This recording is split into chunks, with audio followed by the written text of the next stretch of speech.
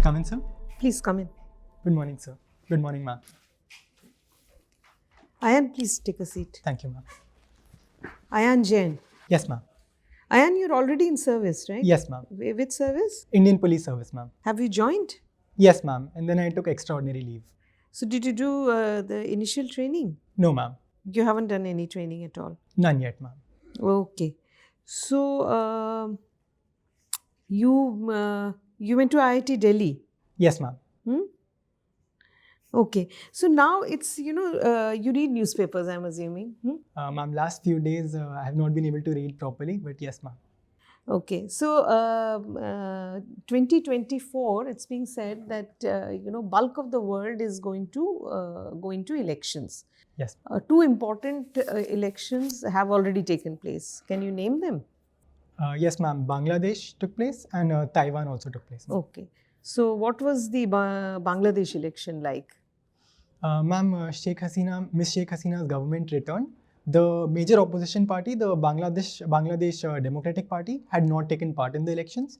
And in Taiwan, ma'am, the anti-China government returned to power. So how does it work out for India? Should India be happy with the state of play in Bangladesh right now? Why is Bangladesh important? Yes, ma'am. Ma'am, the Sheikh Hasina government has certainly been pro-India historically. So it is a matter of joy for us and also an opportunity to continue our engagement with Bangladesh. Ma'am, Bangladesh is important for multiple reasons. Number one is its location, that it is a bordering country. So a lot of security issues are connected. For example, smuggling and illegal migration. Secondly, ma'am, for our connectivity, Bangladesh becomes extremely important. For India, the rest of India to be connected with Northeast. And thirdly, also for trade, ma'am, Bangladesh has a blooming industry, especially in textiles, and has a huge market also. Has India taken any connectivity initiatives with Bangladesh? Has Northeast benefited at all for so many, we say that relationship is in a golden chapter and all? Yes, ma'am. Ma'am, recently the Agartala-Akhoda rail had started. And ma'am, I believe on the river Feni, a bridge had been built. What about port access? Have you read anything about access to ports by northeastern states? Ma'am, I'm not able to recall exactly, but rough idea I do have, ma'am. Yeah, tell me what rough idea do you have? Ma'am, I meant that, yes, ma'am, I've heard about it, but okay. Not. You don't, you're not... Okay, so why is South Africa in the news nowadays in the context of Israel-Gaza conflict? Ma'am, South Africa took to the International Court of Justice regarding Israel's genocide against the people of Palestine, ma'am. Why South Africa suddenly? Yes, ma'am. Ma'am, I've not been able to go too deep into the news, but ma'am, one factor I do understand is that South Africa is also a nation which has always stood for human rights. It has been against apartheid. So, ma'am, it is taking up a leadership role. But, ma'am, specifics I missed out. Very sorry, ma'am. Okay. You are basically from Bhopal. No, ma'am. Your parents are from Bhopal. No, ma'am. Actually, we all only recently shifted to Bhopal. Ma'am, I was born in Jabalpur and I grew up in Delhi, ma'am. So, if I were to go to Jabalpur, what would you recommend me to do in a day or two? Yes, ma'am. Ma'am, there are some wonderful places to visit, ma'am. Especially when it comes to Bheda Ghat, the Marble Rocks and the Dhuandhar Falls are all at the same place. Then, ma'am, you can also visit Tilwara Ghats, which has relevance to our freedom struggle. And there are some important temples, ma'am, like the Chausat Yogini temple. Ma'am, the cuisine of Jabalpur is also well known. It is a mix of multiple cultures, ma'am. Okay. How was your experience in Sanskriti school? It was a great experience, ma'am. The school focused not only on academics, but also on extracurricular activities to focus on overall character building. Okay. Thank you. Thank you, ma'am. So. Mathematics. Yes, sir. You heard of Bose-Einstein statistics? Yes, sir. I've heard about it, but I do not understand entirely, sir. Okay. Who was Mr. Bose? Sir, Mr. Satyendranath Bose was an Indian chemist and physicist, I believe. Physicist. Physicist, thank you, sir. And sir, the Bose-Einstein condensate is an important contribution. And I believe the same contribution led to the plasma also, sir. I will certainly read more about him.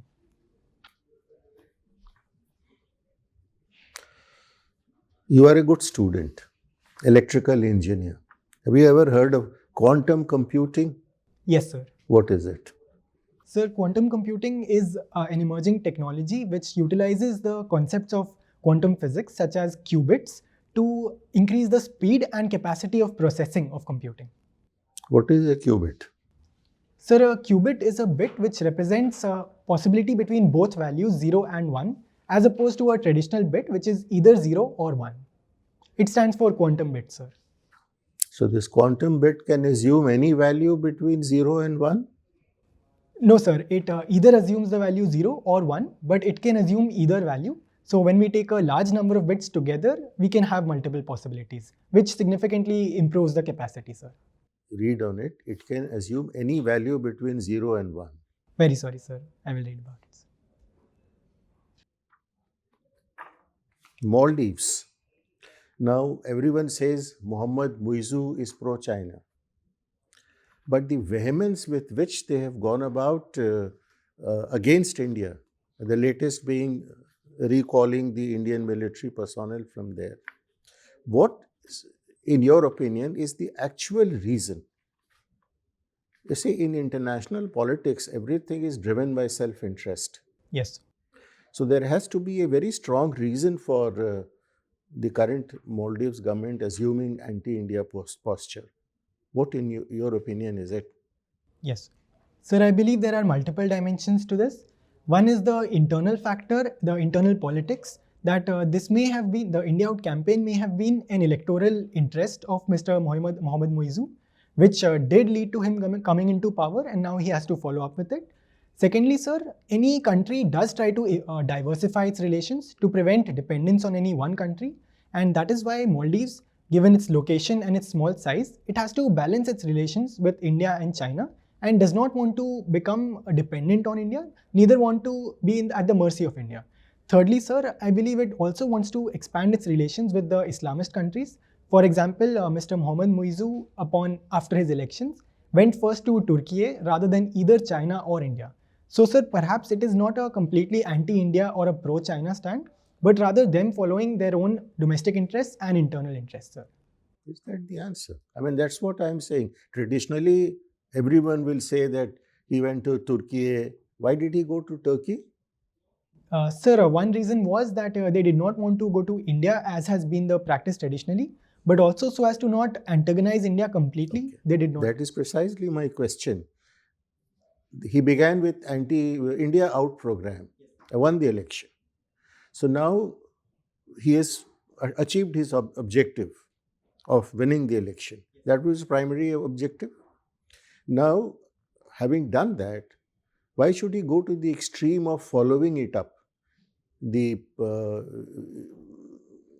pragmatic thing would have been to go slow on it, let things relax somewhat. Why precipitate a crisis? Yes. So one reason in my understanding is that if he does not follow up with it, then he will lose his reputation in the country because the sentiments have been built up against India. And secondly, sir, given the recent situation where a boycott of Maldives has started due to the recent incidents, I believe that has further aggravated their stand against India and they want more immediate action, sir. Don't you think Maldives has taken a substantial amount of loan from China? And that is, I believe, I don't know, I asked you. Yes, sir. That indirectly a lot of pressure is being exerted on them. Yes, sir. Sorry, sir. I had missed that point. Yes, sir. It is being perceived that China's influence has been throughout the President Mohammad Muizu's elections, and this may also be due to that, sir.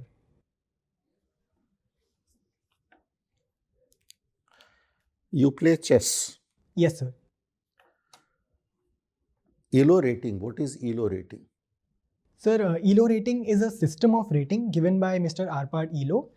It is to assess a player's level compared to others. Sir, it begins from rating 1000 earlier, and now the rating system has been revised and it begins from 1400. Sir, it presents an estimate of a player's skill, sir. What is the highest rating of any player in the world? Sir, at present in the standard variation, it is Magnus Carlsen, which is around 2,850, sir. 2850. And the chess machines, what is the highest rating that the chess machines have achieved? So the Stockfish rating and Leela Chess Zero's rating is estimated at around 4,000, sir. Yeah. And what is the highest and any Indian player has achieved so far? Sir, And the current best? Yes, sir. Sir, I have not checked the rating of as of January 1st, but sir, Vishwanathan Anand, Gukesh Domaraju and Vidit Gujarati, all three have been at the lead, and they have crossed around 2,750, sir. What is the highest that Vishwanathan Anand, did he ever reach 2,800? Sir, I will have to check, sir, but in my understanding, only a few people so far have crossed the rating. I will check again, sir. Okay. Thank you, sir. Well, you see, Madhya Pradesh is blessed with many. It has got rivers. It has got very large area under forest, and its land area as compared to UP or Gujarat is quite high. Is proportionate to the population. But why it is still lagging? And thirdly, main important thing is it is having a very stable government. I mean, in fact, your present, the last chief minister, he held power for more than 16, 17 years, whatever. He gained one also, but now he has been changed. So what do you see? What is the difference? If you compare it with Gujarat, even with now UP, what do you think is lacking in Madhya Pradesh that it has not come up? Yes, sir. So there are multiple reasons for this. First is, sir, that Madhya Pradesh's landlocked location prevented it from industrialization when the rest of the country was industrializing. Secondly, sir, the large amount of forested area again prevented too many developmental activities. Thirdly, sir, the large population of tribals, they are 20% of our population, of Madhya Pradesh's population, had their own challenges of traditional practices and could not be brought into the mainstream. And fourthly, sir, the government policies themselves did not focus enough on manufacturing or services sector, and agriculture was the main priority. Lastly, sir, the governance issues such as the division of Madhya Pradesh into Chhattisgarh and Chhattisgarh being the more resource-rich and electricity-rich region, that caused further delays, sir.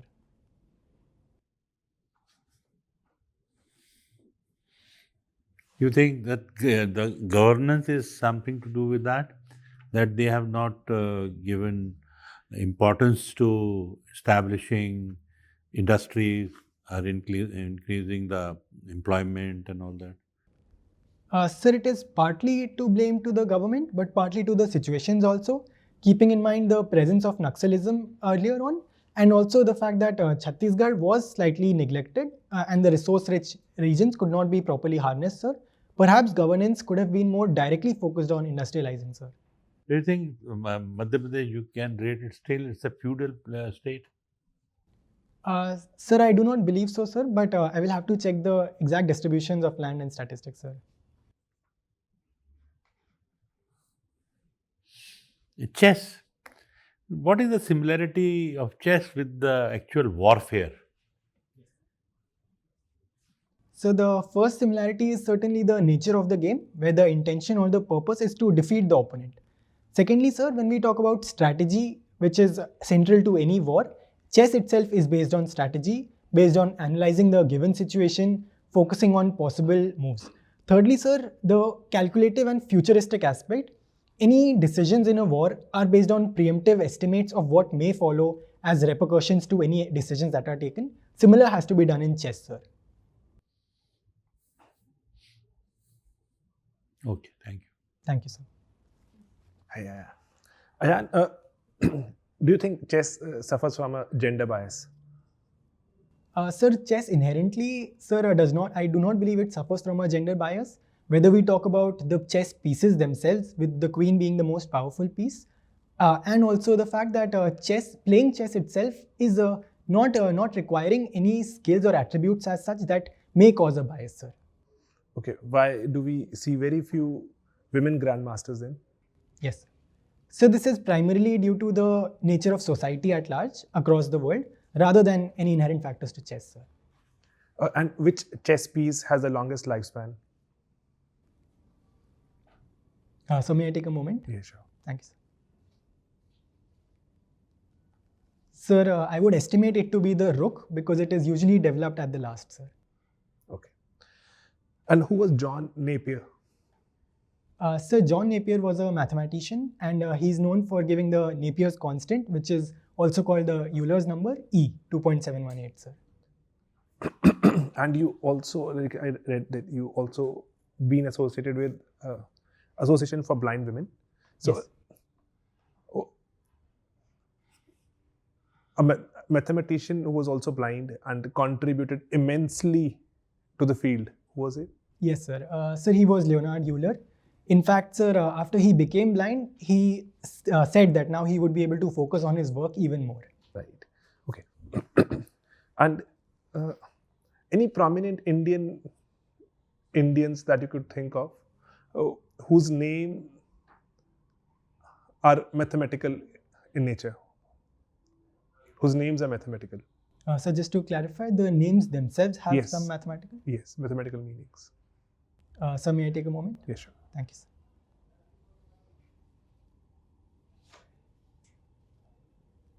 sir. Sorry, sir. I am aware of many Indian mathematicians, but within the name or etymology, I am not able to think, sir. Okay. Rekha, Bindu. Yes. Okay. Thank you, sir.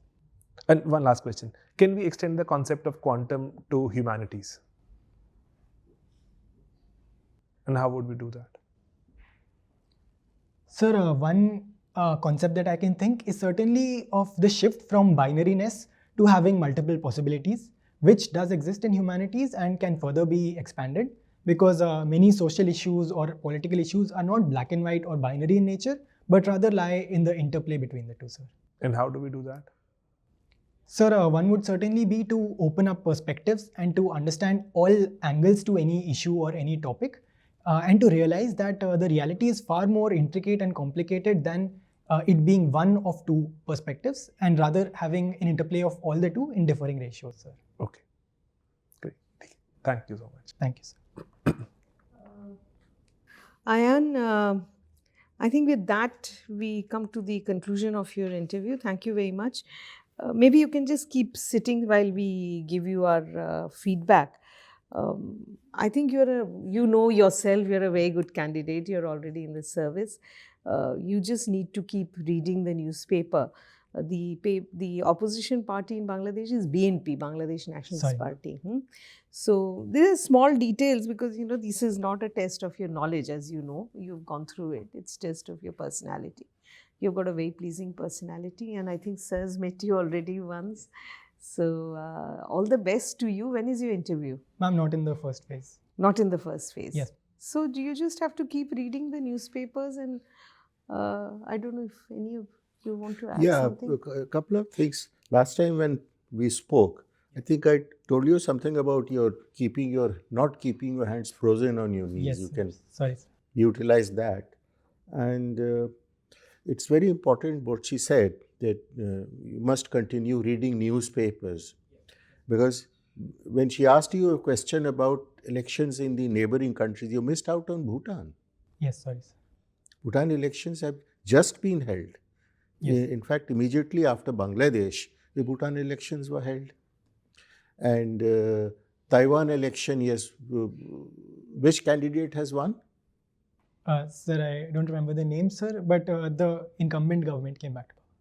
So these small things you Yes. should remember. You know, when you read the newspapers, just don't leave it after reading the headline. Go a little deeper. Yes.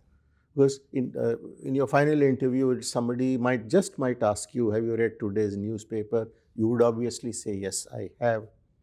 Never commit the mistake of saying, I haven't read. Say you have read. And then he will ask you, what do you remember? Yes. You should be able to remember 2-3 important developments and be prepared to talk about that, Yes. a little bit about that.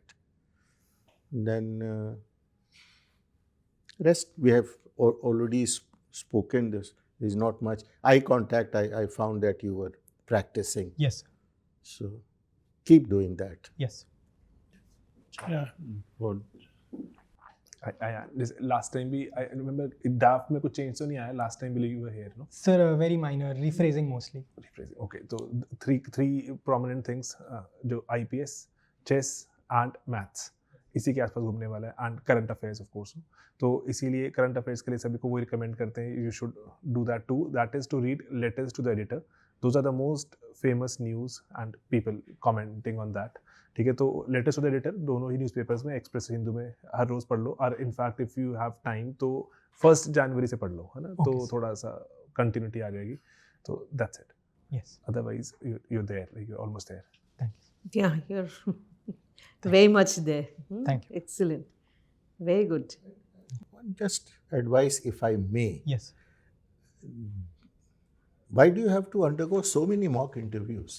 Sir, actually, I had come to Delhi just for a few days to give offline mocks. So I gave multiple at once, sir. Don't clutter your brain. Yes. You are a good candidate. Yes. You just concentrate on excelling on that. Yes. Thank you, sir. Okay, thank you so much. Thank you, ma'am. Thank you, sir. Thank you, sir.